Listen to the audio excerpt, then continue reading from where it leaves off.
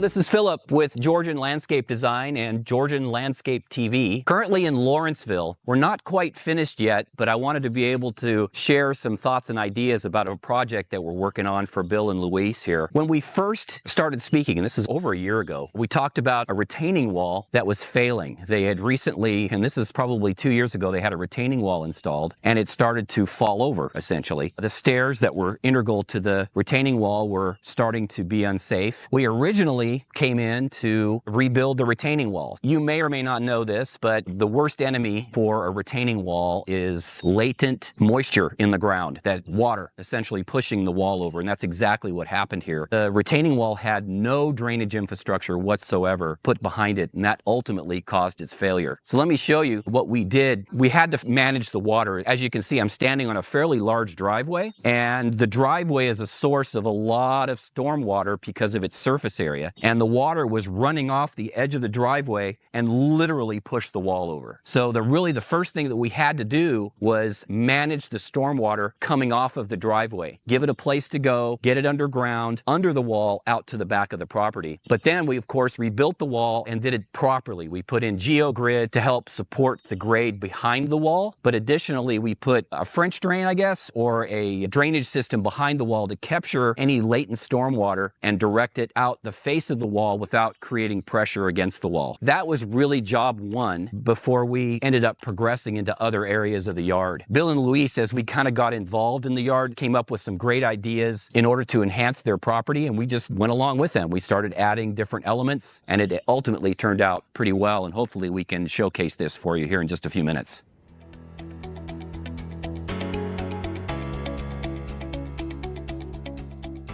As you know, generally when we do a project, beautification always has to be a part of it. So after we installed the wall, we had to make this particular area more beautiful. There was already these elements contained within this area. We just took it up a notch. The existing flagstone edging was just set into the ground. It actually wasn't mortared into place. Let me show you. These are the pieces of flagstone that were installed, and you can see how thin they are. And what happens over time in the clay soil, they start to settle. So what you end up with is just an undulation and a very unkempt look of the flagstones. Take a closer look at the flagstone. We put it on a concrete base and then we mortared each one of them into position, which prevents them from doing that settling in the clay soil. And plus we used much thicker pieces of flagstone to make it more substantial. We actually did that throughout the property. Anytime they had these particular flagstones in place, we took them out and we replaced them with more substantial pieces, and they are all on a concrete footing and mortared into position.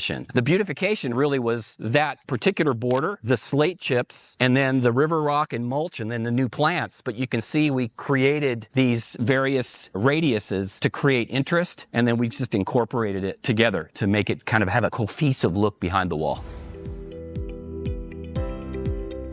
One of the add-ons that Bill and Louise decided upon was adding a patio space. We originally had talked about it a year or so ago, but they took it off the agenda temporarily. But once we got started, I think the excitement level increased and the patio got back on the agenda, which really allowed us to integrate the patio space and its design into the steps that we had to rebuild because of the failure. We installed a Bellegarde Cambridge cobble paver patio, and it's beautiful. It's basically just a simple radius, 24-inch diameter, so they have plenty of space. And then we created enhancements beyond it. Part of the project was adjusting the grade. This used to be all trees, just nothing but trees. So we had to go in and do significant grade adjustments, keeping an eye on the stormwater, especially with this amount of surface area. You've got to make sure that the water has a defined direction. It doesn't create puddling or problems, actually. So if you get too much of a concentrated flow, it's going to damage either the grass or the soil. So we had to be very mindful on how to grade it to make sure it was more of a sheeting flow, if that makes any sense, trying to get it out to an existing culvert along the back of the property. And then we covered those freshly graded areas with Tiff-Tuff Bermuda, which is a really high quality Bermuda sod. And then as a result of those grade adjustments and this patio, because we wanted the patio to be as level as possible, we ended up with an embankment. With that, we wanted to preserve the grade. So we installed landscape boulders, not only from a decorative standpoint, but from a stability standpoint. And then we planted various materials around them to soften the area. So we have a combination of ornamental grasses, evergreen. All of these shrubs are evergreen, will over time really soften and beautify the area, plus stabilize the embankment that was created when the patio was added to the project. Another important element is the landscape lighting, which we're still working on, but the landscape lighting is going to create a nice glow on the patio. The landscape lights, which I really think are great, they offer a glow without having to look at the bulb itself. Generally, from my standpoint, you want to have the glow of the light and not actually see the light. That's what, to me, creates more beauty. We also added under-ledge lights underneath the retaining wall, and those again will create a glow along the face of the wall. And I'm sure you're going to be able to get a shot of that as well, so you can see, but you really can't see them. But here is the ledge light right there, LEDs, and it creates a glow along the wall. And because of the texture of the wall, it's really, really beautiful at night. But this is a very important element. It's probably become the most important element within the landscape or this particular project.